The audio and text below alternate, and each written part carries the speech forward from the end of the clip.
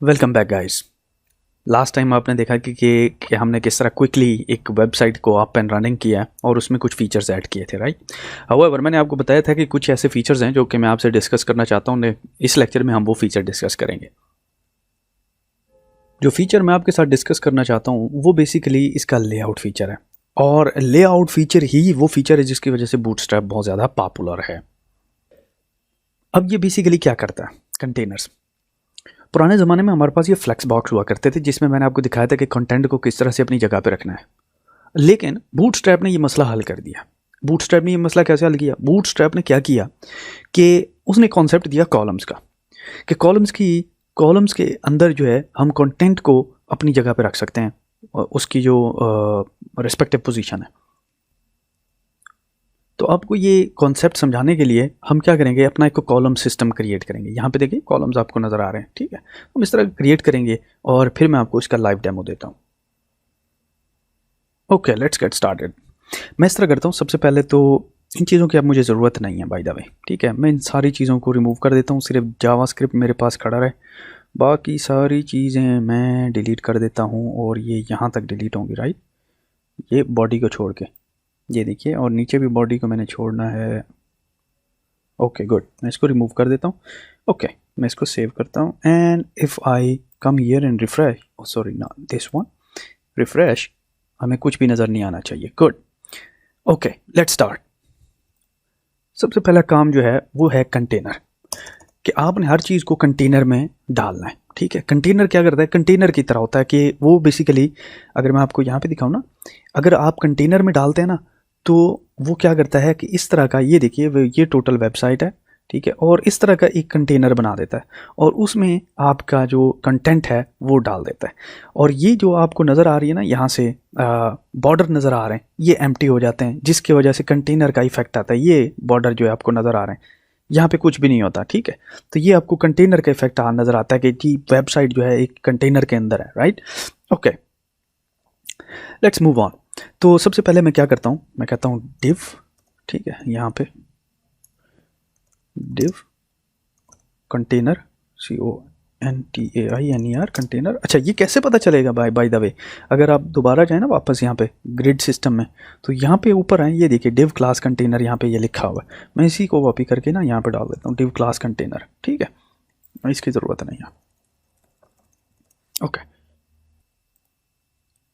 तो बेसिकली अब मैं यहाँ से ऊपर चलते हैं, 2 कॉलम वाला कॉपी करते हैं। ये देखिए इक्वल विड्थ, ये देखिए ये कॉपी कर लेता हूँ, 1 2 2 and div and that's it, right, enough. Okay, तो यहाँ पे आके मैं इसको डाल देता हूँ, ठीक है, और इसको मैं टैब कर देता हूँ, परफेक्ट। सेव करते हैं और बूटस्ट्रैप में आके यहाँ पे मैं इसको रिफ्रेश करता हूँ, तो 1 of 2 एंड 2 of 2 आपको नज़र आ रहा है। हाउएवर आपको इसके पीछे वाली चीज़ जो बेसिकली जो टेबल क्रिएट हुआ है ना, वो कॉलम नज़र नहीं आ रहे। अगर मैं CSS स्टाइलिंग में जाऊँ ना यहाँ पे, और यहाँ पे आके मैं स्टाइलिंग को, अगर बैकग्राउंड को चेंज कर दूँ, बैक जो हमारी CSS फाइल है इसमें से अब हमें इसकी ज़रूरत नहीं रही। मैं यहाँ पे आता हूँ और ये जो है बेसिकली क्लास है, यहाँ पे डॉट कॉलम, ओके, ये ओके, मैं कहता हूँ डॉट कॉलम, ठीक है, और यहाँ पे मैं कहता हूँ बैकग्राउंड कलर इज़ ग्रे, और उसके साथ मैं बॉर्डर भी डाल देता हूँ, BORDER बॉर्डर, ठीक है, और बॉर्डर जो है वो है 2 पिक्सल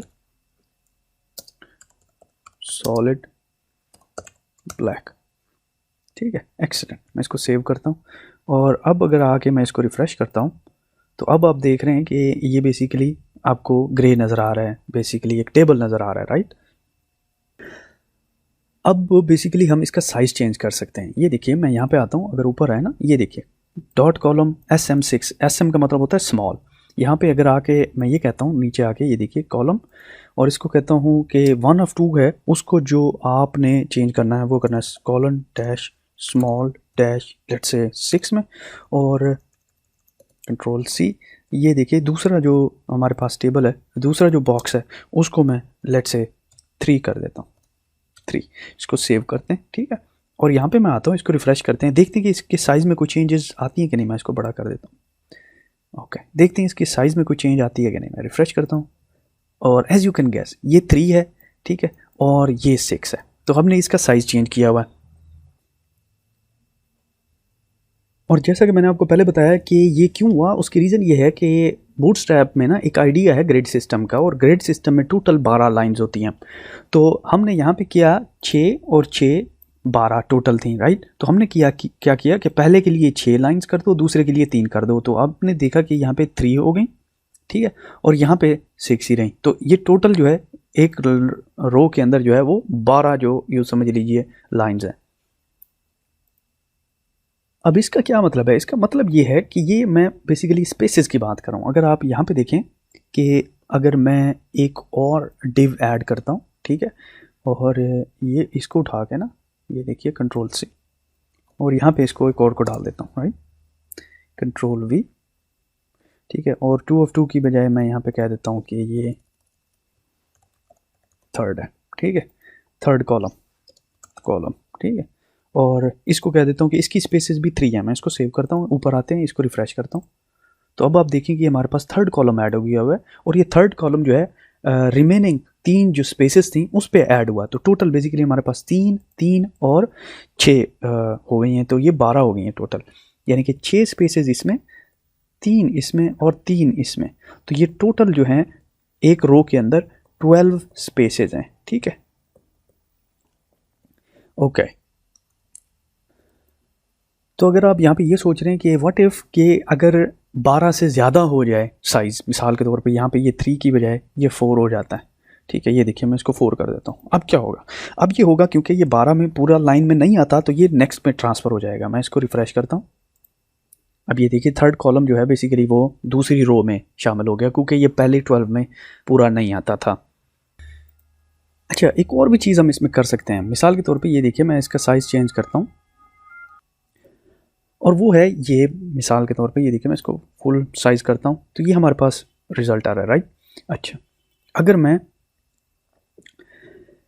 विंडो का साइज़ चेंज करता हूँ, तो ये बेसिकली मैं डिफ़ाइन कर सकता हूँ कि ये मेरे कॉलम किस तरह दिखने चाहिए इस विंडो का साइज़ चेंज करने से। ये देखिए अभी ये स्मॉल होता है ना, तब ये 3 कॉलम में शो होता है, क्योंकि मैंने यहाँ पे कहा हुआ कि कॉलम स्मॉल, ठीक है। ये देखिए अगर मैं इसको बड़ा करता हूँ, तो ये SM की वजह से जब ये स्मॉल में आता है तब ये बेसिकली 3 3 4 शो करता है, राइट।